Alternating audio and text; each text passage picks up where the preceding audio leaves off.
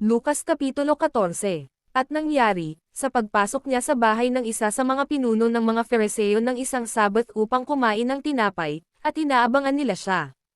At narito, sa kanyang harapan ay may isang lalaking namamaga. At pagsagot ni Jesus, ay nagsalita sa mga tagapagtanggol ng kautusan at sa mga Fariseo, na sinasabi, matuwid baga o hindi na magpagaling sa Sabat.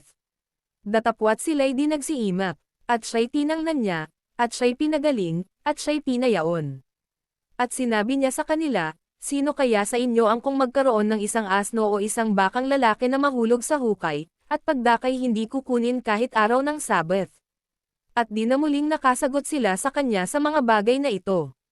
At nagsalita siya ng isang talinghaga sa mga inanyayahan, nang mamasdan niya na kanilang pinipili ang mga pangulong luklukan, na nagsasabi sa kanila. Pagka inaanyayahan kanino mang tao sa kasalan, huwag kang uupo sa pangulong luklukan, baka mayroon siyang anyayahang lalong marangal na tao kaysa iyo. At lumapit yaong naganyaya sa iyo at sa kanya, at sabihin sa iyo, bigyan mong puwang ang taong ito, at kung magkagayo'y magpapasimula kang mapahiya na mapalagay ka sa dakong kabababaan.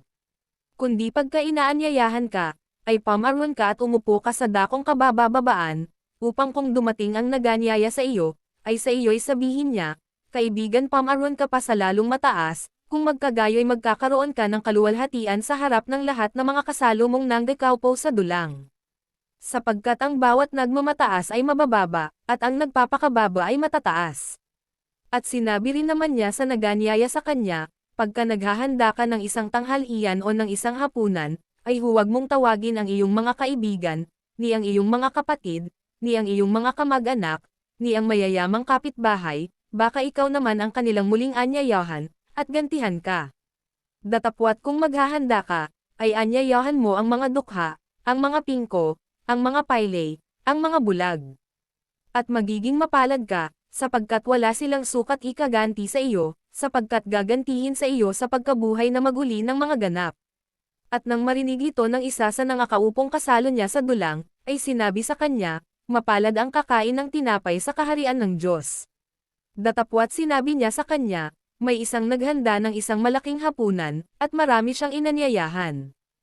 At sa panahon ng paghapon ay sinugo niya ang kanyang alipin, upang sabihin sa mga inanyayahan, magsiparito kayo, sapagkat ang lahat ng mga bagay ay nahahanda na.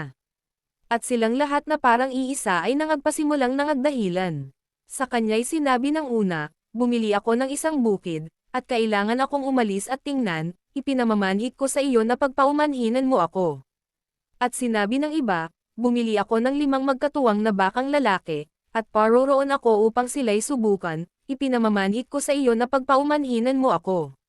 At sinabi ng iba, bago akong kasal, at kaya nga hindi ako makaparuroon. At dumating ang alipin, at isinaysay ang mga bagay na ito sa kanyang Panginoon. Nang magkagayon, sa galit ng puno ng sangbahayan ay sinabi sa kanyang alipin, pamaron kang madali sa mga lansangan at sa mga daang makikipot ng bayan, at dalhin mo rito ang mga dukha, at ang mga pingko, at ang mga bulag, at ang mga paylay. At sinabi ng alipin, Panginoon, nagawa na ang ipinag-utos mo, at gayon may maluwag pa. At sinabi ng Panginoon sa alipin, pamaron ka sa mga daan at sa mga bakuran, at pilitin mo silang magsipasok, upang mapuno ang aking bahay. Sapagkat sinasabi ko sa inyo na alinman sa mga taong inanyayahan ay hindi makatitikim ng aking hapunan. Nagsisama nga sa kanya ang lubhang maraming tao, at siya'y lumingon at sa kanila'y sinabi, kung ang sino mang tao'y pumaparito sa akin, at hindi napupuot sa kanyang sariling ama, at ina, at asawang babae, at mga anak, at mga kapatid na lalaki, at mga kapatid na babae, oo, at pati sa kanyang sariling buhay man, ay hindi siya maaaring maging alagad ko. Sino mang hindi nagdadala ng kanyang sariling krus, at sumusunod sa akin, ay hindi maaaring maging alagad ko. Sapagkat alin sa inyo, ang kung ibig magtayo ng isang moog, ay hindi muna uupo at tatayahin ang halagang magugugol kung mayroong may pagtatapos. Baka kung may lagay na niya ang patibayan, at hindi matapos, ang lahat ng mga makakita ay mangagpasimulang siya'y libakin. Nasabihin, nagpasimula ang taong ito na magtayo, at hindi na kayang tapusin. O aling hari, na kung sasalubong sa pakikidigma sa ibang hari, ay hindi muna uupo at sasangguni kung makahaharap siya na may 10,000 sa dumarating na laban sa kanya na may 20,000. O kung hindi, samantalang malayo pa ang isa, ay magsusugo siya ng isang sugo, at hihilingin ang mga kailangan sa pagkakasundo. Kaya nga sinauman sa inyo na hindi tumanggi sa lahat niyang tinatangkilik, ay di maaaring maging alagad ko. Mabuti nga ang asin, datapwat kung ang asin ay tumabang, ay ano ang ipagpapaalat. Walang kabuluhang maging sa lupa kahit sa tapunan man ng dumi, itinatapon sa labas. Ang may mga pakinig upang ay pakinag, ay makinig.